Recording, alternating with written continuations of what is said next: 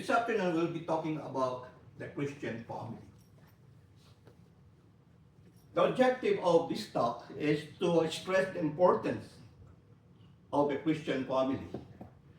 And towards the end, we will give you some practical advice in building up a strong Christian family.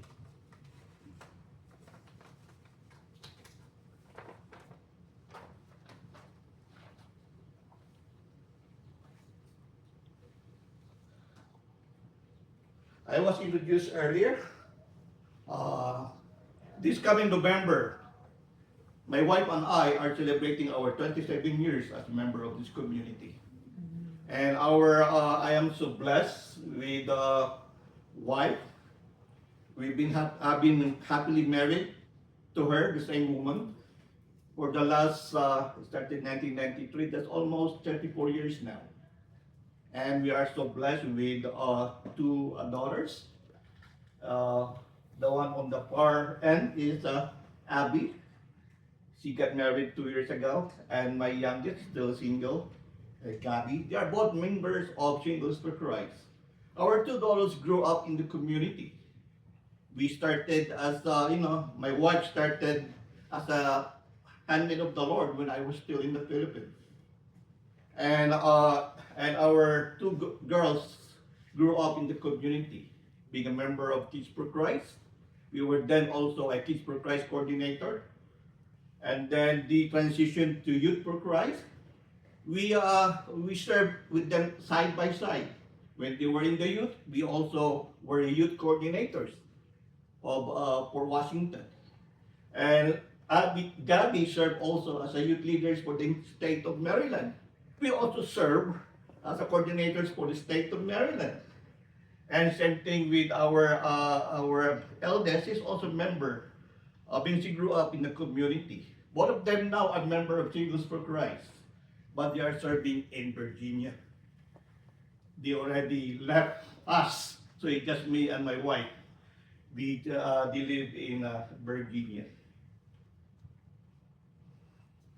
All right. Love begets love, and it begins in the family.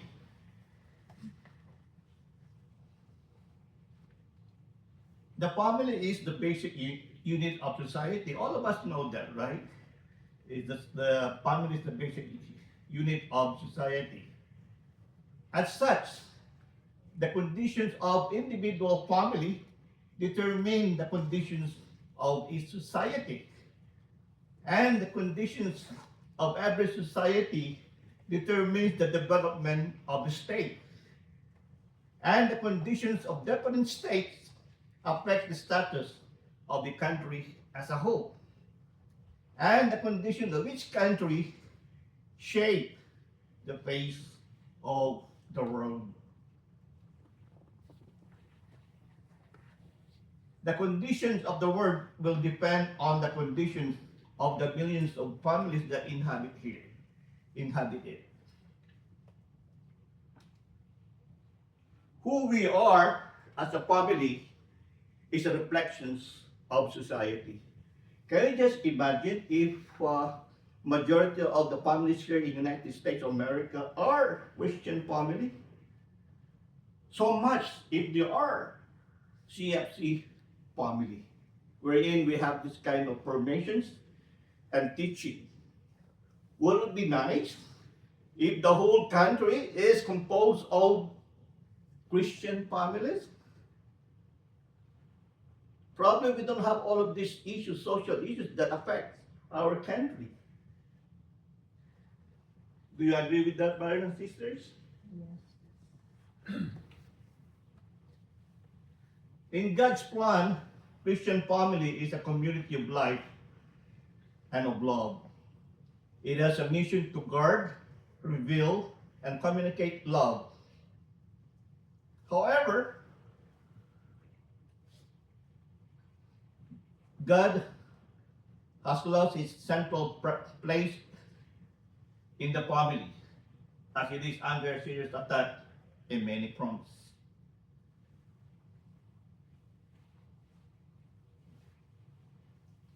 Now, brothers and sisters, let us take a look at the family as institution today. What it is, what it has become. Its very foundations and stability are under attack in many fronts.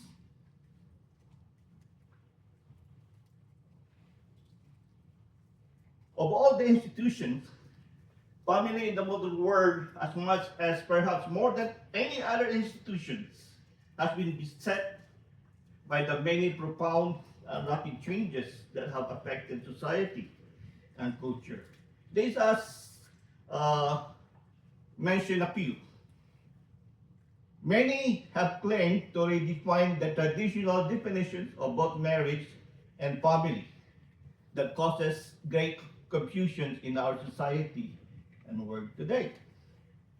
A man and a woman adopts a cat or a dog and they label themselves as a family. Man and man as partner, married, using the definitions of marriage, and they call themselves a family. The growing and alarming numbers of broken homes, separations, and divorces.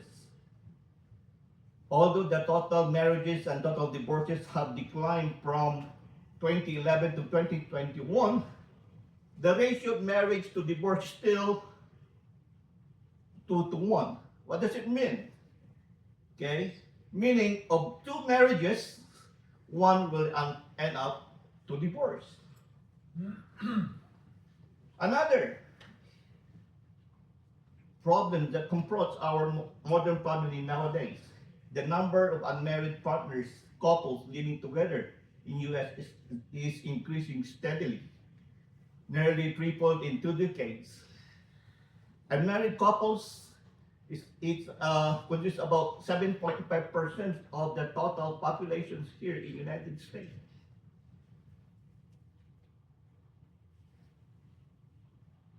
Per CDC, in 2020, there were about 327 legal abortions reported nationwide.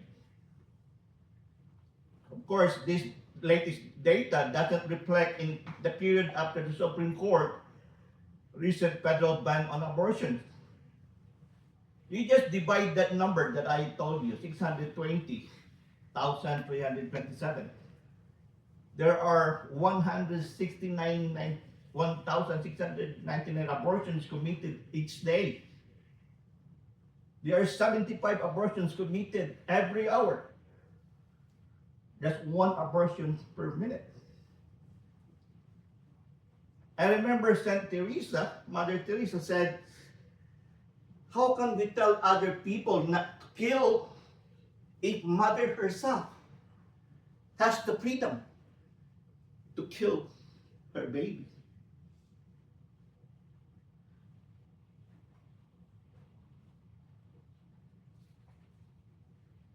And here this more about abortions. No more than 70% of the abortion is what we call due to therapeutic abortion, meaning abortion due to the health of the mother. It's 7% of that. No more than 1% of the total abortions are due to rape or incest. But the large amount, 92% of these abortions are performed because of social, economic, and personal reasons. 3 out of 4 women having abortion say a child will interfere with work, school, and other responsibilities. Can you just imagine? 92% of abortions because of unwanted pregnancies. If you don't want a baby, why get pregnant? Same, simple, common sense approach. If you value your career, your work, you plan. Same thing, statistically, increasing number of live-ins 10 pregnancies and unwanted children, heinous crimes committed by juveniles,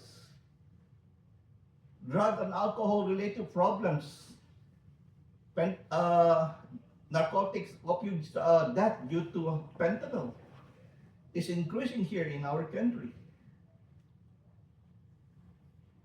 And I hope it's politically correct to say they blame the legal immigrants crossing the border for fentanyl problems is affecting this country. What about the family? The degradations of the family values. No matter the fentanyl is open, but if your child is brought up in a very Christian way, no matter fentanyl is open, the child, because is raised in a Christian way, of course will shy away from of it. I just yet to see a data of this fentanyl death, especially affecting the younger populations, about their family. Probably, I'm just guessing. Okay, probably some of their families are broken families. As you learn at the later part of this talk, why family, God's plan for the family is not happening. Even worse, that traditional definitions of family and marriage is being challenged. Marriage between same sex. Do you know that there are 37 states here legalize same sex? One of them is our state of Maryland. Do you remember the referendum in 2013? We legalized same sex in Maryland. Brothers and sisters, we want to face up to this attack and to come out victorious with our families intact and even stronger. And for this to happen, we need to put on God's mind and to follow His plan for the family. To make our marriage work, it is essential, first and foremost, that we fully understand what our marriage is all about. We need to know God's purpose in marriage.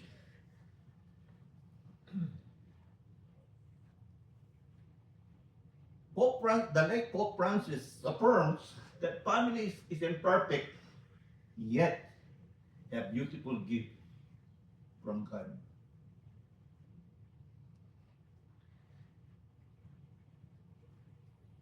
And may I continue on his Amoris Laetitia.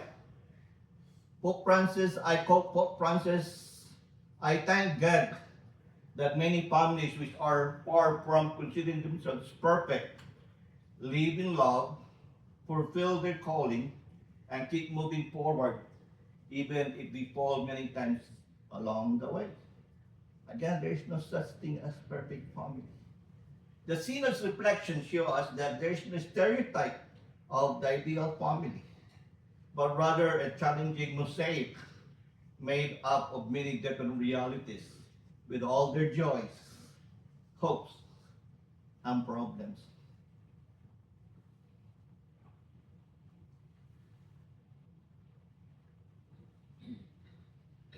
Now let's go to the God's plan for the family. As I just said up front, the family is the basic unit of society. The family as basic unit of society is no accident in history, brothers and sisters. It didn't sprout out from nowhere. It was meant to be so from the very beginning. It is from all the family that all citizens come to birth. And it is within the family that we find the first school of social virtues, which are the very basic principles of the existence and development of society.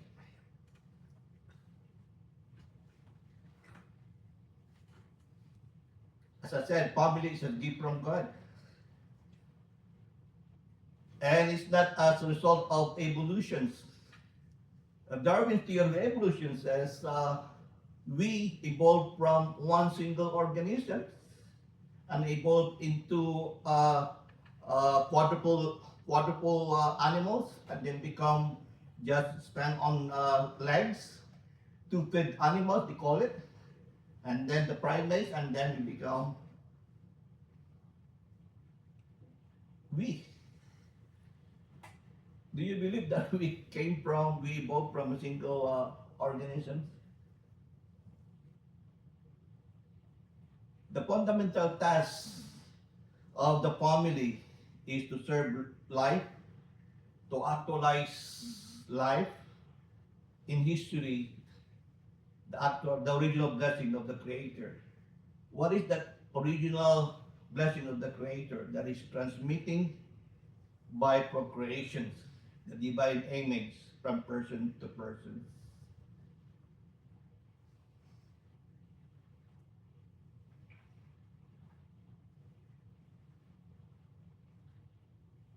Okay. Genesis chapter 1, verses 27 to 28, and Genesis chapter 2, verses 18 to 24. Here we'll find here that God created man, male and female, with their physiology and anatomy so unique, so distinct, so as to enable man to increase and multiply and fill the earth. Okay? Male and female, with their physiology and anatomy so unique and so distinct. And on that same verse of Genesis, God blessed them, and God said to them, be fruitful and multiply, and fill the earth and subdue it. From Genesis, brothers and sisters, God intended man and woman to be one. To be one. No independent individuals producing babies, but husband and wife raising a family.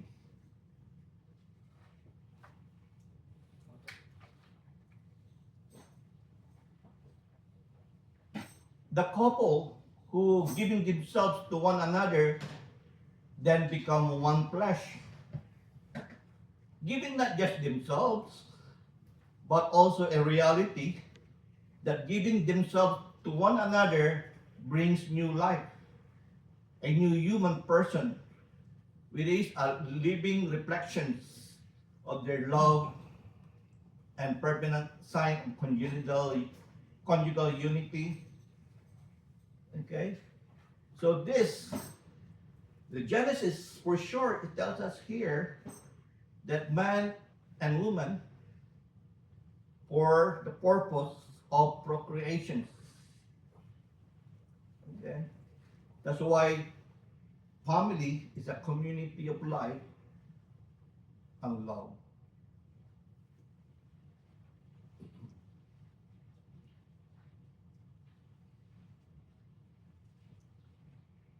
Another God's plan for the family is a place for teaching and training children.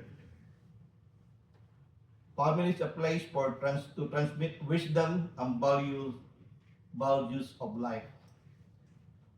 Speaking of wisdom, brothers and sisters, wisdom is not just a good practical judgment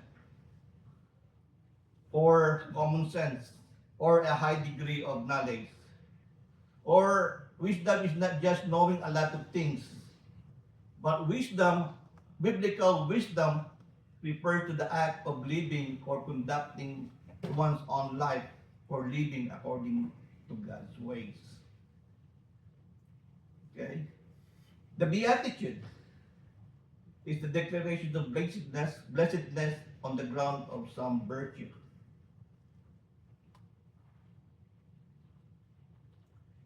The overall education of children is the most serious duty and at the same time the primary right of the parents. May I repeat that? the overall education of children is the most serious duty and at the same time a primary right of parents.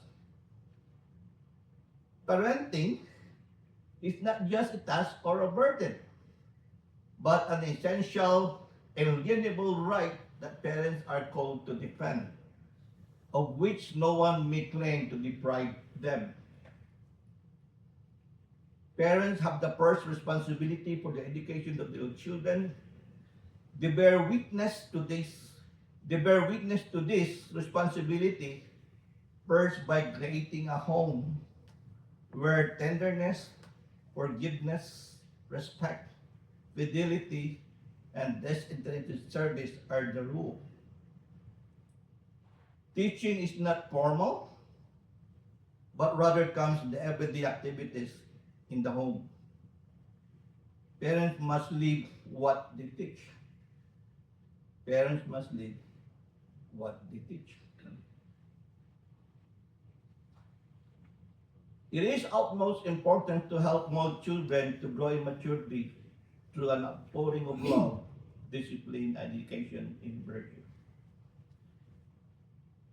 As parents, we need to review our own values and see the place of Jesus in our life, because these are the same values your children will learn. The first Bible that they will, our children, the very first Bible that they will read is our life. The first school they will attend is our house. Okay? There is a common saying, a fruit doesn't fall apart from a tree.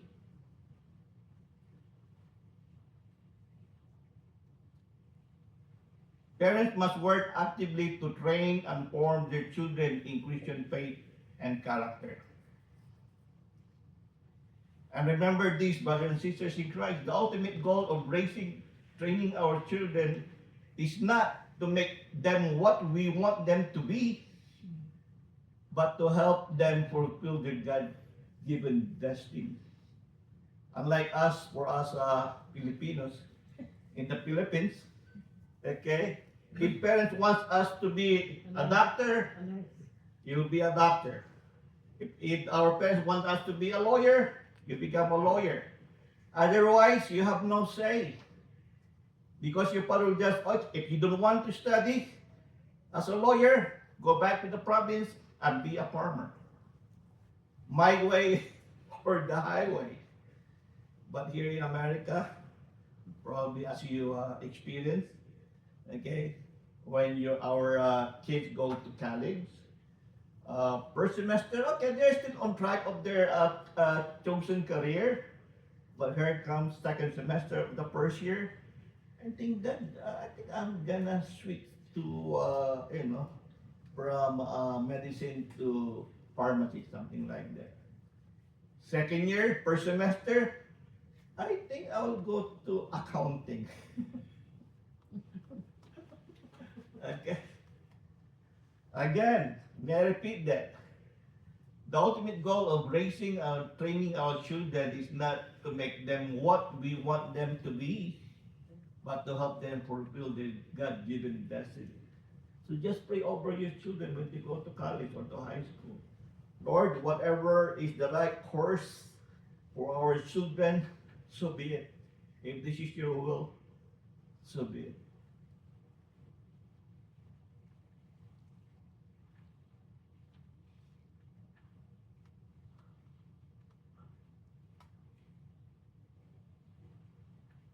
The family is a domestic church.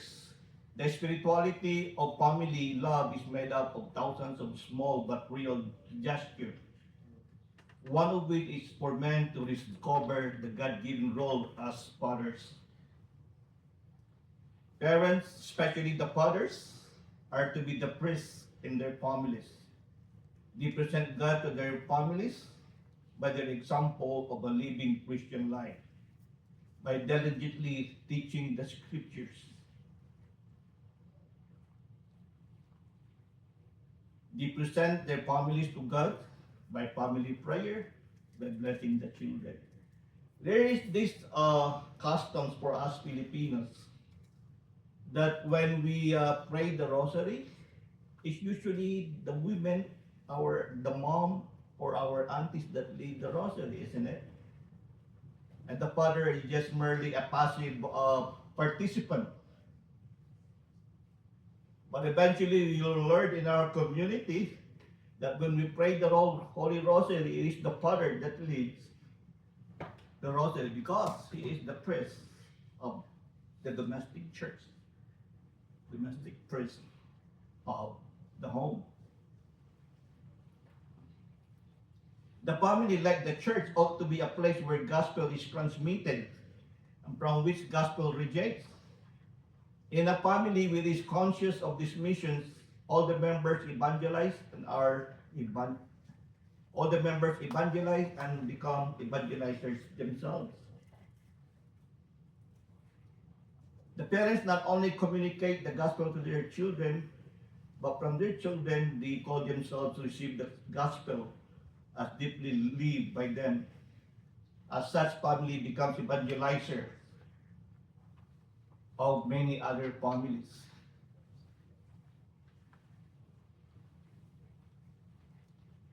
Now, we come now to these questions. Why God's plan that I just mentioned, enumerated, is not happening?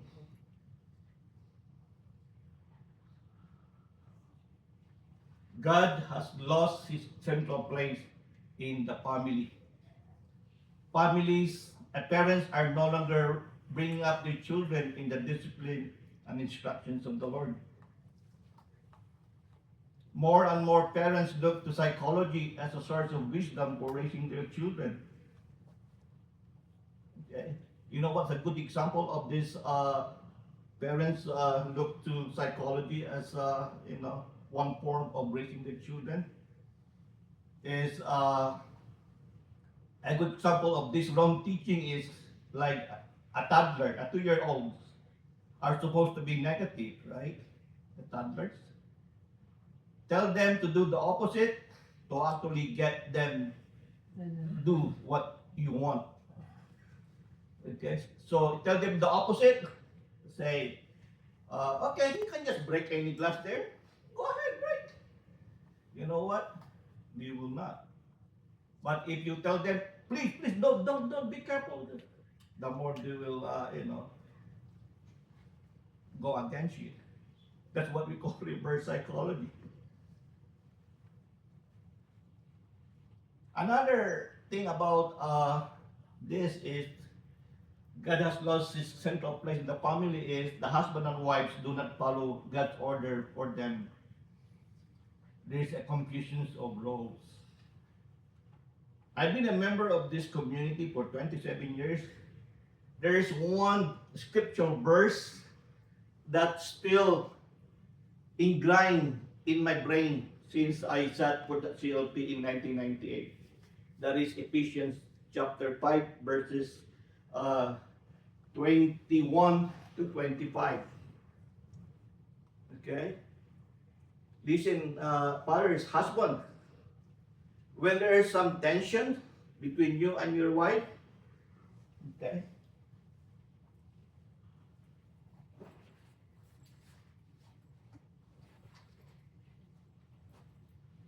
And I go to this Bible to cite and reference a scripture verse to shout the mouth of your wife. Ephesians 5, may I read, okay? Ephesians 5, verses 22 to 25. Wives should be subordinate to their husband as to the Lord. You agree, Brother Nathan?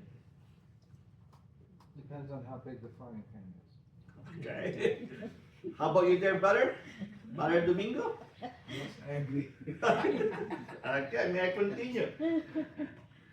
Verse 23, for the husband is the head of his wife, just as Christ is head of the church. He himself the Savior of the body. Verse 24, As the church is subordinate to Christ, so wives should be subordinate to their husband in everything.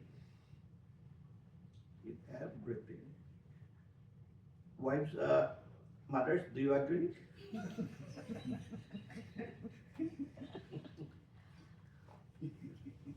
Well, from my big fat Greek wedding, the husbands are the head of the household, Uh-huh. and the wives are the neck, which turns the head in the direction. You might be the head of the family, and, but your wife is the speaker of the house. May I continue? Verse 25.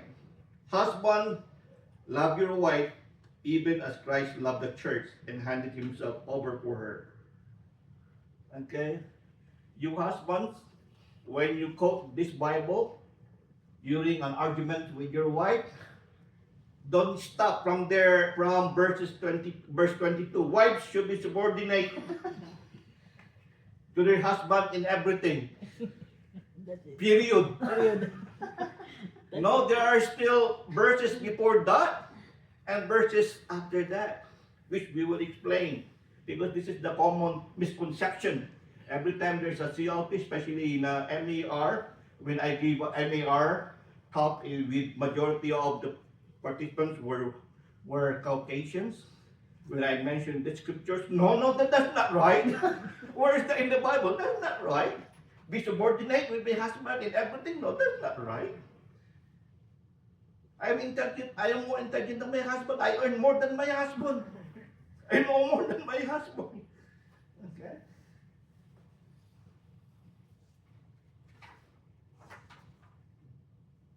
Many in today's words reject these notions of headship and subordination,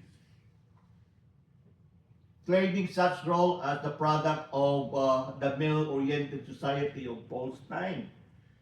Probably during the time of Paul, you know, it really is a male-dominated society. In other words, it is merely a cultural thing, which can be disregarded in the light of today's supposedly cultural aberrations. Is this biblical teaching on headship subordinations merely a cultural aberrations? Let us examine the scripture verse more closely. St. Paul relates the headship of the husband over his wife to the lordship of Christ over the church. So he relates this as that Christ is the head, Lord over his church, is the same thing as the husband, okay, lords over his wife.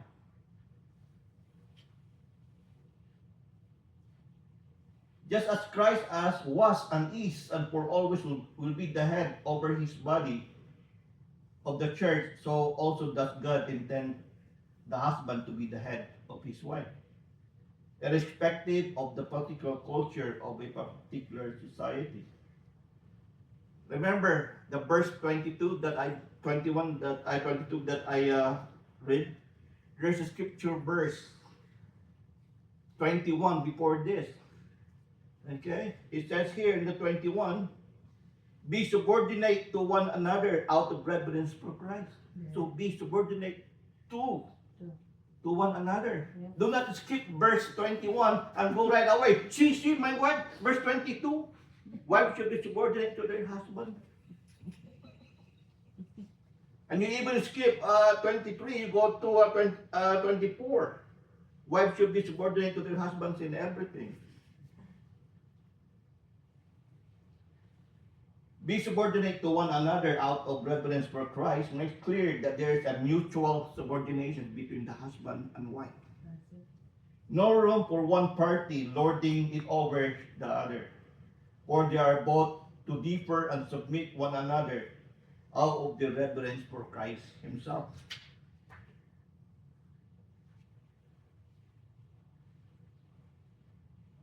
Can you just imagine if there are two heads in one body? We become a monsters. Yeah.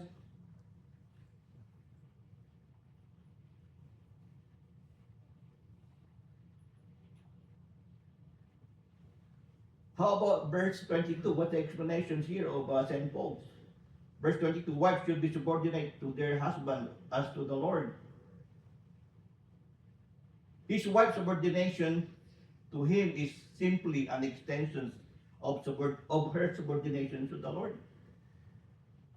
Because the husband representing Christ.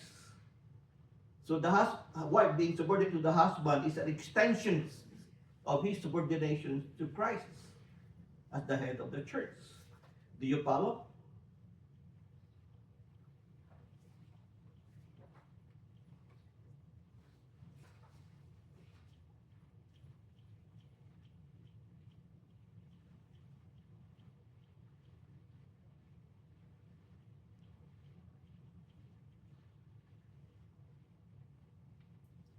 Ephesians chapter 5, verse 25. Husband, love your wife even as Christ loved the church and handed himself over for her.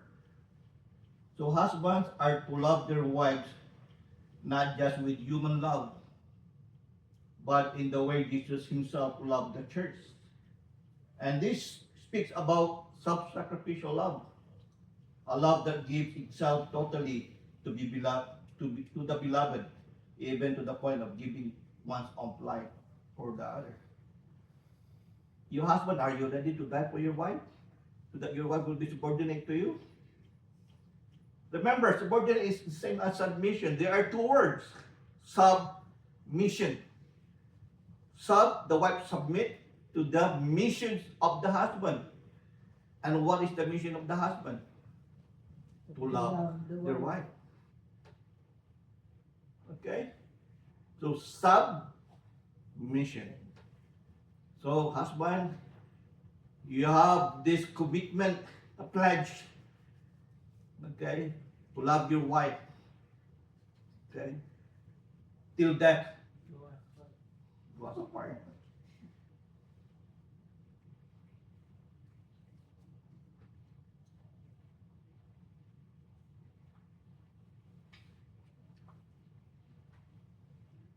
And another is there's too much importance to acquiring material possessions, materialisms, and having an easy, comfortable life. Especially, Brad, you have a big house. Say, oh, probably I will work more overtime so that I can have a bigger house like my brother here. We place ourselves, more of, on the materialistic thing.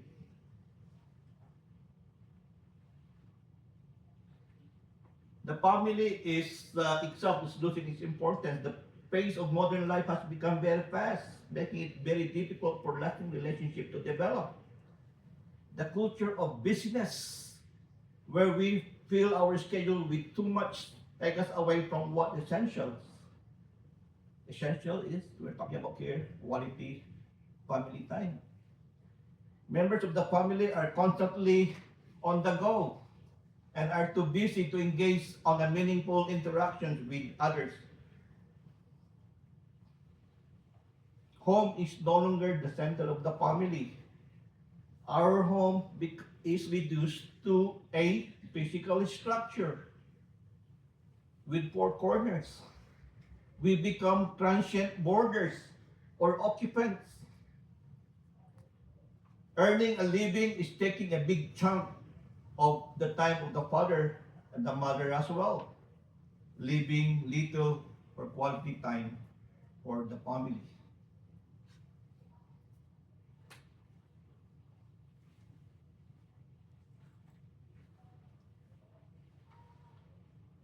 Through the years, many of the family's responsibilities have been taken over by the groups in the society.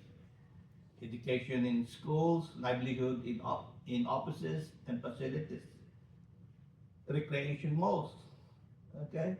We just tell our children, here's the money, you go shopping. Parents are not sufficiently available for their children. They are often preoccupied and inaccessible physically and psychologically. Yes, it is a noble cause for us to send our children to the best prestigious colleges there is. And so by doing that, we have to work full time, 2 full times, do a lot of overtimes, just to pamper our children with the fancy, fancy clothes, cars, cell phones, update their cell phones every year. And where are the parents? Of course, okay, earning money, preoccupied with work. Modern recreation facilities allow little interaction among family members. Many families do not deal strongly with the intrusions of media, especially AI. Mass media have almost unlimited access to many families. The formation of young mind is given to the information and entertainment industries. Media dampens family activity and communications. If you go to restaurants, if you dine in restaurants, if you see a family there while waiting for the orders, what are they doing? Hang on a The second. phone. Cell phone. I'm guilty of this too. When I cook, when our 2 children still live with us, when I cook and the dinner is ready, I'll text them. They're upstairs, dinner is ready, coming down. Okay. How many television sets do you have in the house?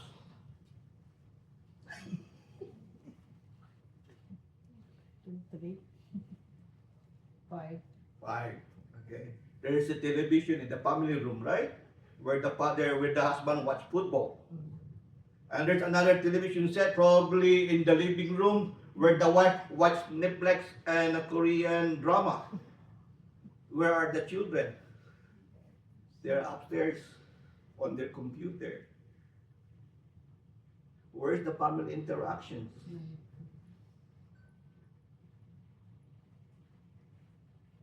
And we have also big TV in the bedroom, right? And we watch a movie there in the bedroom, right? Naked and afraid. What happened to the family couple prayer before you go to sleep?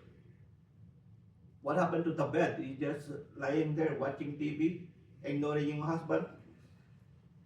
Watch Netflix.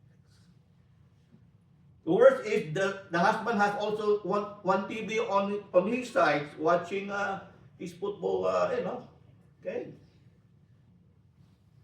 Bed is meant for something, right? Enjoyable.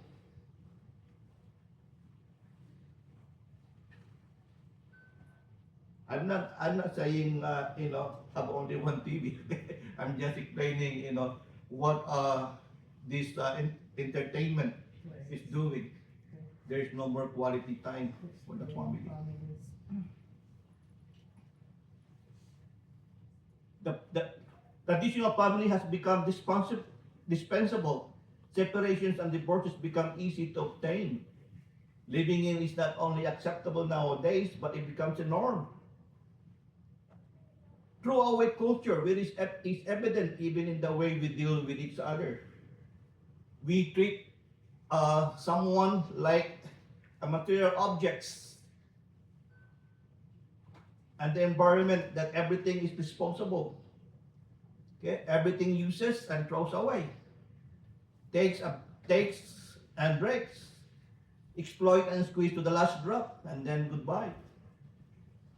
So sometimes we take our wives for granted. I'm done with you. Okay.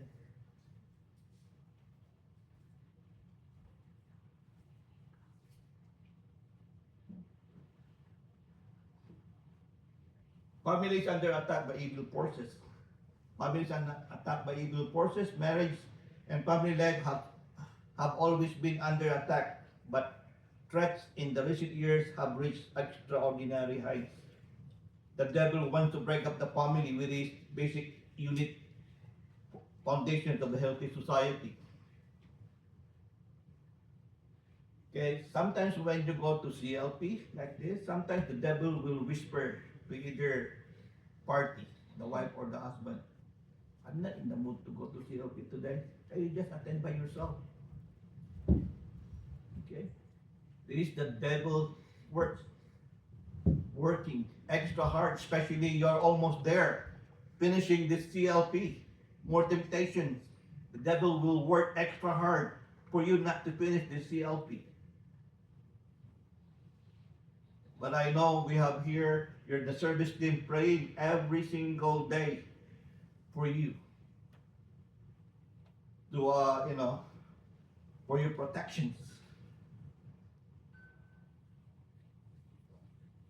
The devil promotes many things to undermine families such as secularism, taking God out of the picture in everyday life, including educational system and government.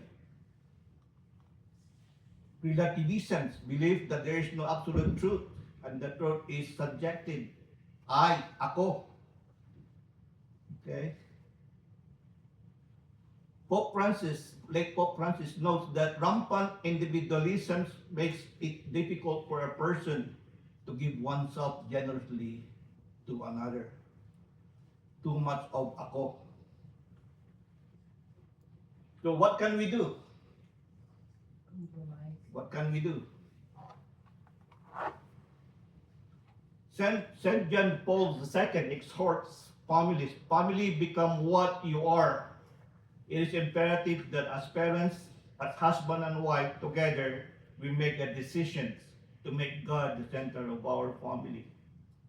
People will know that we are Christians by the love in our hearts expressed in our homes. So instead of having TV, have 5 crucifixes in your house.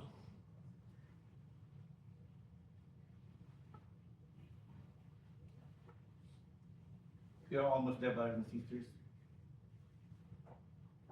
Take time and give attention to the task of building a strong family. Examine your daily life to ensure that your family has enough time together. Families should develop opportunities to expand the range of tasks and services and activities in the home, which bring parents and children together. Involve your children in the household chores. Because in doing the household chores, if the children they have their own respective assignment, okay, they will be more responsible. At the same time, there are also an interruption. We must make our home not merely a physical structure, but a place where family members experience love, warmth, and encouragement. Parents need to make decisions to bring back life in the home and make time for it. Okay? Family meals, family recreations. Our 2 daughters made us to this kind of sports game nowadays that is commonly played by elderly, by a family. I'm talking about pickleball. So every now and then, weekly, as a family, we play pickleball. As a matter of fact, my wife and I were just we just learned how to play pickleball for a few weeks. We even beat our children by playing pickleball. Plan a family recreation, make children desire to get together because it's fun to be together. Again, it's this coming fall, October. Second week, third week, go hiking at Shenandoah to appreciate the beauty of foliage. Involve your children hiking. As a matter of fact, our household, on October 25, in lieu of the household, we go fellowship by hiking at Shenandoah. We do that every year. And we also do camping, my household. Make children desire to be together because it is fun to be together. The important is not so much of activity,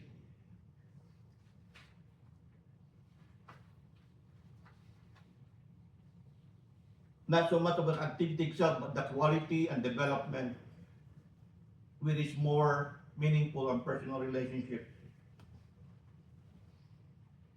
Eat together. Pope Francis reminds us a family that hardly ever eats together or that does not talk but watches television, looks at smartphone, is not a family. When children are engrossed with a computer at the table or a mobile phone and do not talk to each other, this is not a family. It looks like more of boarding house. Eating is a symbol of togetherness. At the table, we talk and listen to one another. We nourish our relationship in the table fellowship with the members of our family. So you just, how's your day while eating? How you been doing? How's singles? Have you been serving lately? But sometimes avoid brothers and sisters talking problems while eating. It will spoil The appetite. it's everyone's appetite, or even will spoil, ruin the food. Okay, after dining, if you want to talk an issue with your daughter, just ask her, can we talk? So just when you are seated together eating, be positive. Eating is a symbol of togetherness. At the table, we talk and listen to one another. We nourish our relationship in table fellowship with the members of our family. Pray together.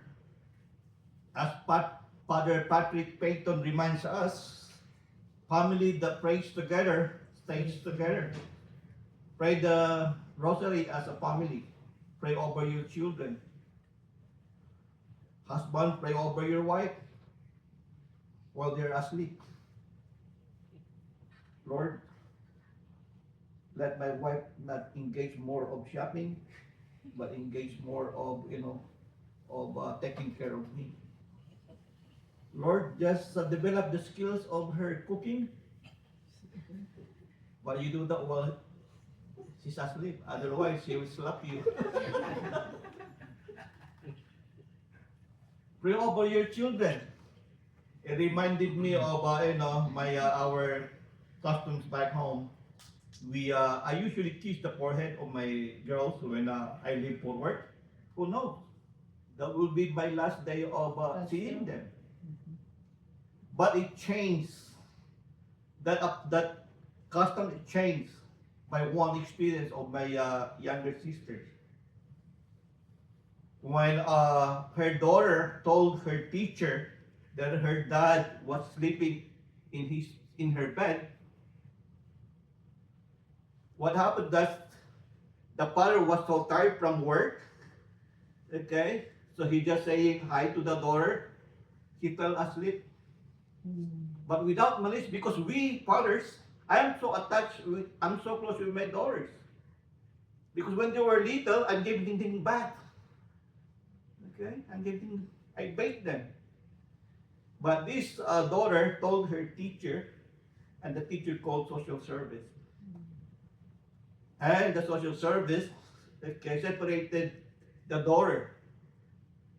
And the parents got a summons that they have to go, counseling for 3 months. The daughter was separated from them for 3 months.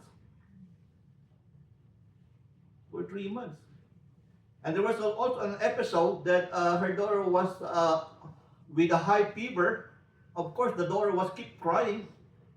At the middle of the night, the neighbor called police, as if the mother is abusing her daughter. That's a crazy sometimes. Okay, so from that experience, I just, that's there, pray over them, but I no longer tease them in the forehead because of that incident. That my daughter might tell to her friends, you know what? My daddy keep kissing me on her forehead before he leaves for work. That might be perceived incorrectly by some. Yeah. Even beso beso for us coordinators with the youth. We stopped hugging. Now we just bless man. But there were also precedents before. Celebrate the Holy Mass by attending regularly together as a family. Sometimes when they are all grown, they go, they have their own schedule for going to church. But at least for us, once a month, we go to church as a family, although they are already living in Virginia.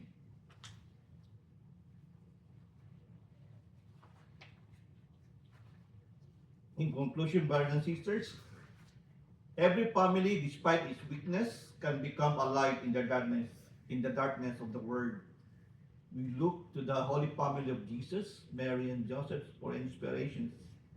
Let us fulfill our missions, being present in our own families through simple yet enriching ways, eating together, praying constantly, and loving each other unconditionally.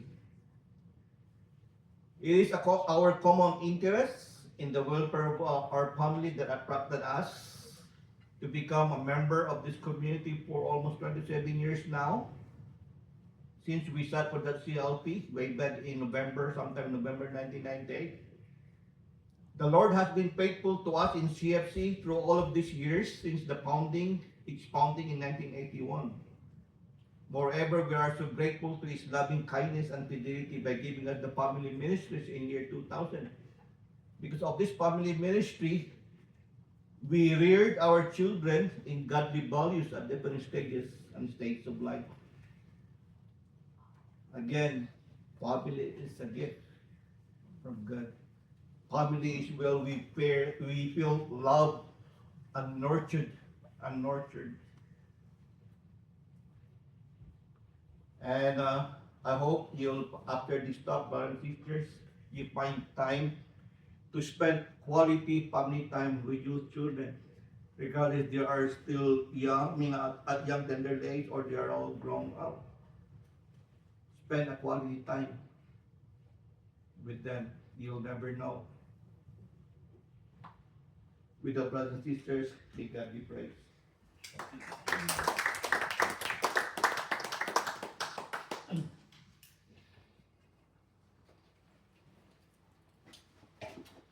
Thank you, Brother Ferdie. Okay.